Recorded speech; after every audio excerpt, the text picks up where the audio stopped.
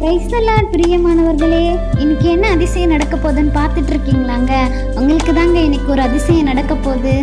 ஏசாயா 43:1 சொல்லியிருக்காங்க, இப்பொழுதும் யாக்கோபே உன்னை சிருஷ்டித்தவரும் இஸ்ரவேலே உன்னை உருவாக்கினவரும் ஆகிய கர்த்தர் சொல்லுகிறதாவது, பயப்படாதே, உன்னை மீட்டு கொண்டேன், உன்னை பெயர் சொல்லி அழைத்தேன், நீ என்னுடையவன்.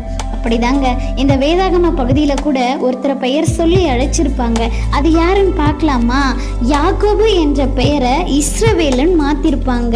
அந்த இஸ்ரவேலை குறித்து நம்ம பார்க்கலாமா? நீ பயப்படாதே, நான் உன் தேவன், உன்னை மீட்டு கொண்டேன், யாக்கோபே உன்னை இஸ்ரவேல் என்று அழைத்தேன், நீ என்னுடையவன். பாவம் என்னும் உலகத்தில் சிலுவை என்னும் மீட்பின் மூலமாக எப்படி அவருக்கு மீட்பு கொடுத்தாரு? சிலுவையின் மூலமாக இஸ்ரவேலுக்கு மீட்பு கொடுத்தாருங்க. அந்த இஸ்ரவேல் யார் தெரியுமா? நம்ம தாங்க இஸ்ரவேல். ஒவ்வொருத்தரும் தான் நம்ம இஸ்ரவேல் மக்கள், சரியா? அந்த இஸ்ரவேல் மக்களுக்கு என்ன அதிசயத்தை கொடுக்கிறார், என்ன வசனத்தை கொடுக்கிறாருன்னு பார்க்கலாமா? நீ எதை குறித்தும் பயப்படாதே, நான் உன்னை மீட்டு கொண்டேன். யாரங்க மீட்டு கொண்டாரு? நம்மள தாங்க மீட்டு கொண்டாரு. இந்த வீடியோ பார்க்குற ஒவ்வொருத்தரையும் தாங்க மீட்டு கொண்டாரு. எதிலிருந்து? பாவத்திலிருந்து அவருடைய சிலுவையின் மூலமாக நம்மளை பரிசுத்தமாக மீட்டு கொண்டாருங்க. அவரது விருப்பத்தின்படி நிறைவேற்றுவோமாக.